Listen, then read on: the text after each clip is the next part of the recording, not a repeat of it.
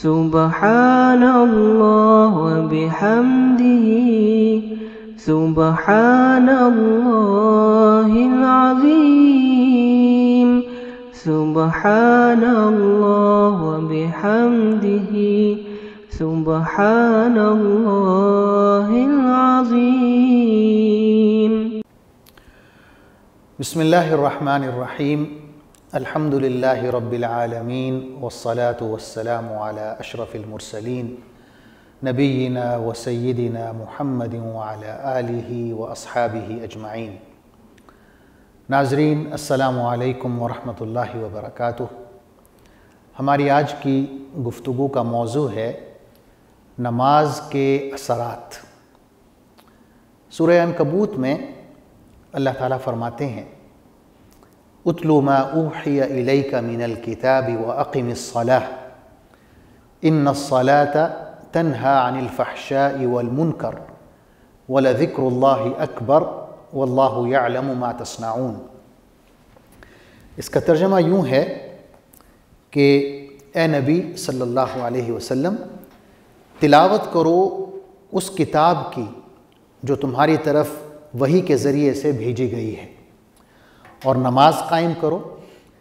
یقیناً نماز فحش اور برے کاموں سے روکتی ہے، اور اللہ کا ذکر اس سے بھی زیادہ بڑی چیز ہے۔ تو ناظرین، یہ جو نماز ہے اس کی حکمت یہ بتائی گئی ہے کہ یہ ہمیں اللہ کی یاد دلاتی ہے۔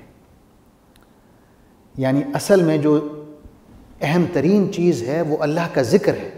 وَلَذِكْرُ اللَّهِ أَكْبَرُ، اللہ کا ذکر سب سے بڑی چیز ہے۔ تو نماز کیا ہے؟ یہ ایک ذریعہ ہے، ایک وسیلہ ہے جو ہمیں اللہ کی یاد دلاتا ہے۔ بلکہ سورہ طٰہٰ میں اللہ تعالیٰ نے اسی بات کا ذکر فرمایا ہے وَأَقِمِ الصَّلَاةَ لِذِكْرِي، کہ میری یاد کی خاطر نماز کو قائم کرو۔ تو نماز اللہ کو یاد کرنے کا ایک بہترین طریقہ ہے، اور اللہ کی یاد کے یا اللہ کے ذکر کے مختلف طریقے ہیں۔ ایک یہ ہے کہ آپ لفظی طور پر ذکر کریں، جیسے ہم الحمدللہ کہتے ہیں، سبحان اللہ کہتے ہیں، اللہ اکبر۔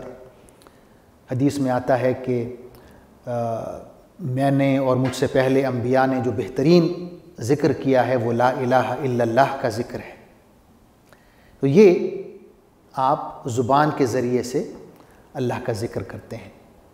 قرآن مجید کی تلاوت ایک بہترین شکل ہے اللہ کے ذکر کی۔ تو ایک تو اللہ کو یاد کرنا ہے، اور دوسرا اللہ کو یاد رکھنا ہے۔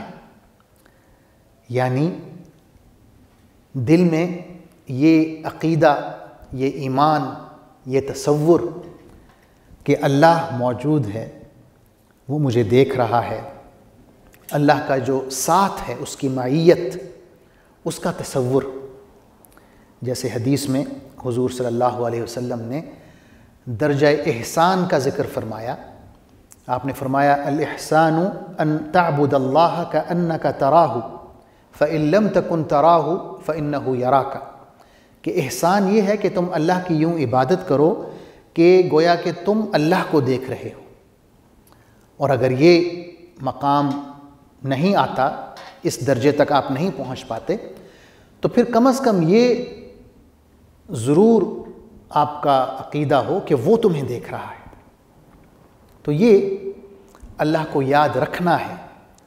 جب ہم اپنی ذمہ داری ادا کر رہے ہوتے ہیں، جب ہم ملازمت ہو، تجارت ہو، ناپ تول ہو، وعدہ نبھانا ہو، قول و قرار میں سچا ہونا ہو، امانت ہو، معاملے کو واضح کرنا ہو، چھپانا نہ ہو، تو یہ سب تب ممکن ہے جب ہمارے اندر یہ عقیدہ موجود ہو کہ میں اللہ کے سامنے ہوں، وہ مجھے دیکھ رہا ہے، اور وہ ہر وقت مجھے دیکھ رہا ہے۔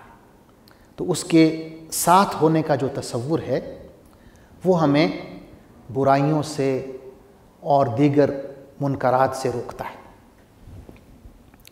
تو سب سے بڑا اثر جو نماز کا یہی ہے کہ وہ ہمیں اللہ سے جوڑتی ہے، اور عربی میں نماز کو ہم صلاۃ کہتے ہیں۔ صلاۃ کا لفظ بھی صلہ سے نکلا ہے، تو صلہ کا مطلب ہے جوڑنا، جیسے ہم صلہ رحمی کہتے ہیں کہ رشتہ داروں سے آپ جڑ کے رہیں، تو صلاۃ کا لفظ اسی سے نکلا ہے، یہ ہمیں اللہ سے جوڑتی ہے۔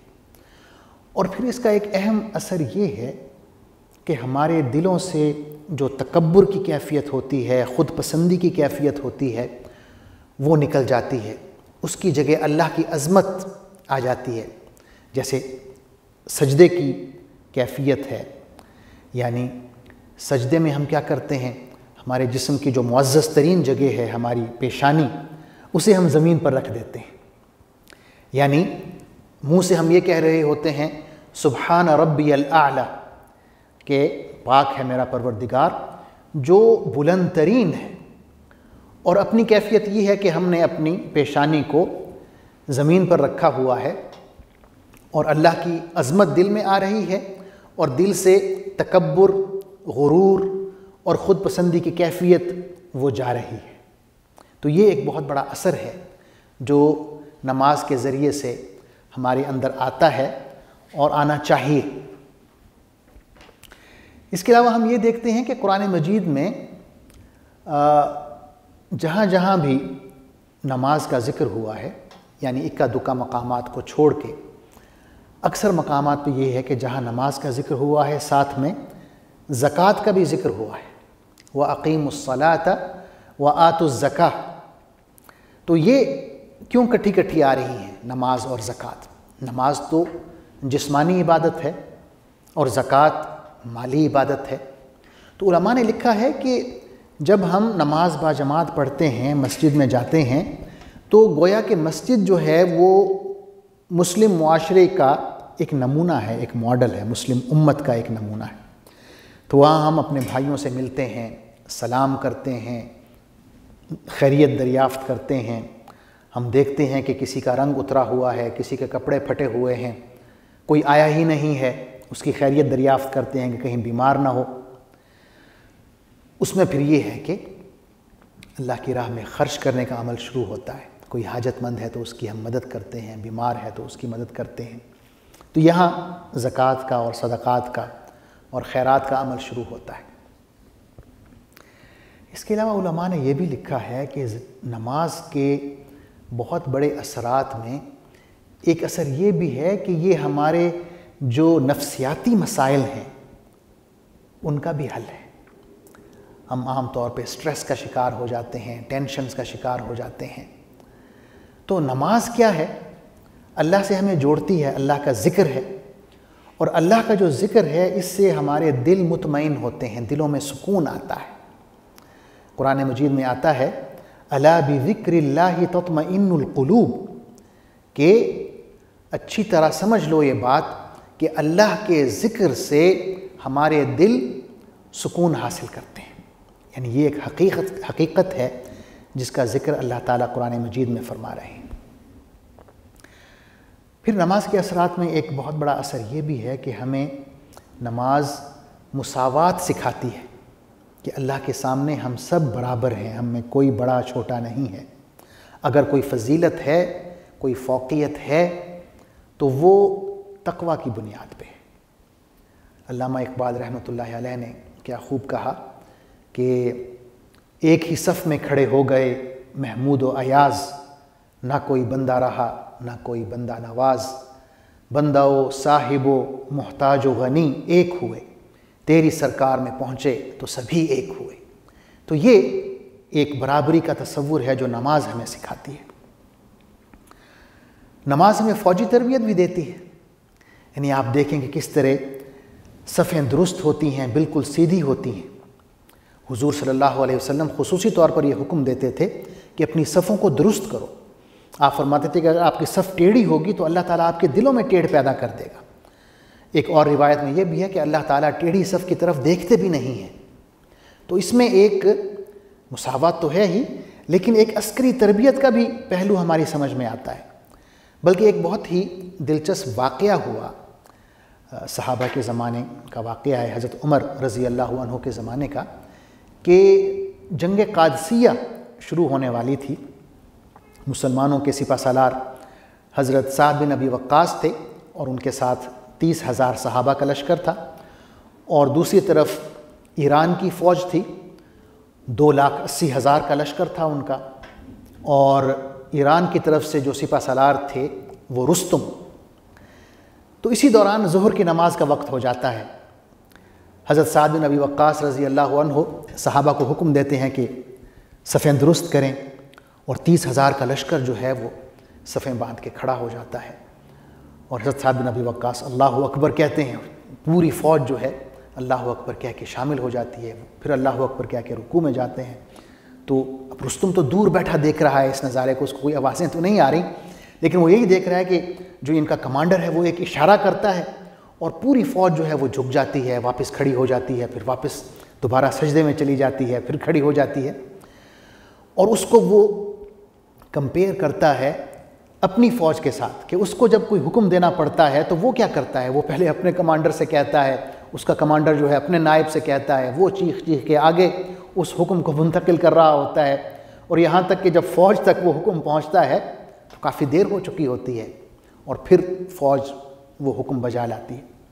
تو وہ بہت حیران ہوتا ہے، نہ صرف حیران ہوتا ہے بلکہ مرعوب ہو جاتا ہے مسلمانوں کی اس فوجی تربیت اور ان کی جو ترتیب تھی، اور اس ترتیب میں جو ایکیوریسی ہے نماز کی شکل میں، اس سے بہت مرعوب ہوتا ہے۔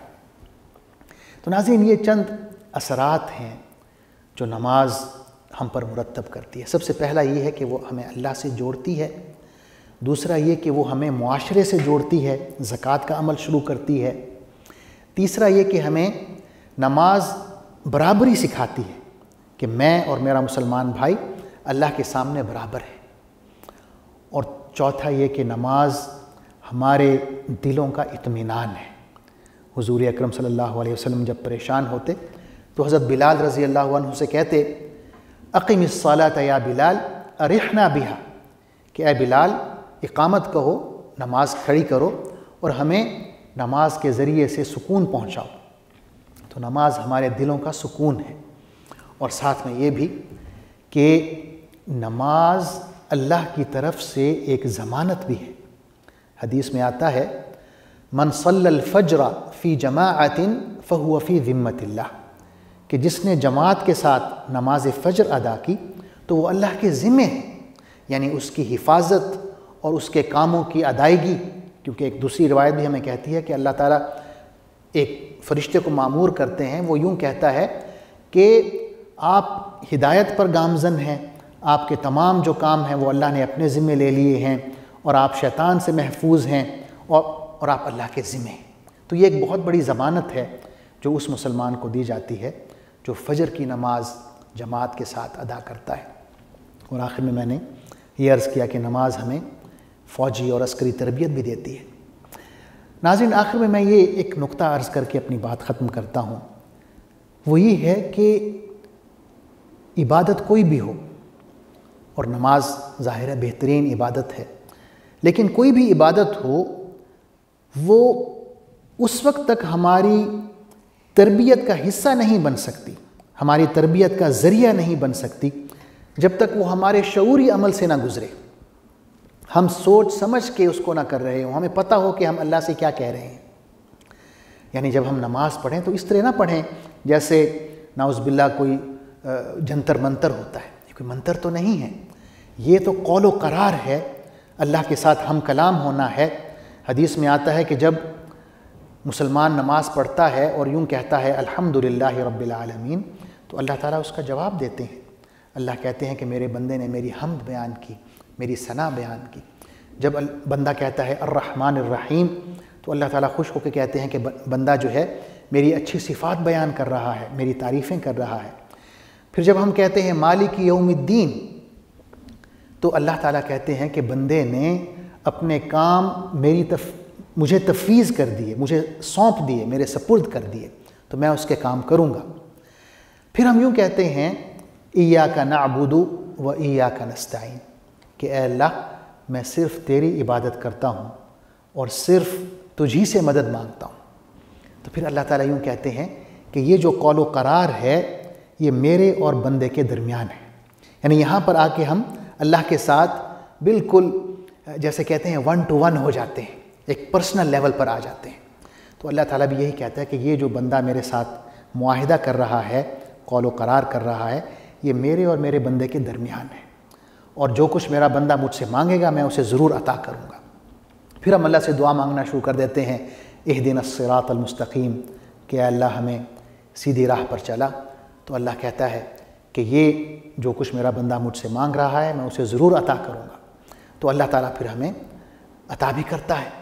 تو کہنے کا مقصد یہ ہے کہ یہ جو عبادت ہے، نماز ایک عظیم عبادت، جب تک ہم اس میں ایک شعوری عمل کے تحت سوچتے سمجھتے ہوئے جب اس کو نہیں کریں گے، اس وقت تک یہ جو مثبت اثرات ہیں جن کا میں نے ذکر کیا ہے وہ اثرات مرتب نہیں ہوں گے. تو ہمیں یہ کوشش کرنی چاہیے کہ جب ہم نماز پڑھیں تو ہمیں یہ شعور ہو کہ ہم کس ذات کے سامنے کھڑے ہوئے ہیں، اس سے کیا کہہ رہے ہیں اور اس سے کیا مانگ رہے ہیں. اللہ تعالیٰ سے دعا ہے کہ ہمیں نماز کی حقیقت کی جو معرفت ہے وہ عطا فرمائے، اور حضور اکرم صلی اللہ علیہ وسلم کے طریقے کے مطابق نماز ادا کرنے کی توفیق عطا فرمائے. آمین. والسلام علیکم ورحمۃ اللہ وبرکاتہ. اللہم صلی علی سیدنا محمد وعلی آلہ وصحبہ وسلم. اللہم صلی علی سیدنا محمد وعلی آلہ وصحبہ وسلم.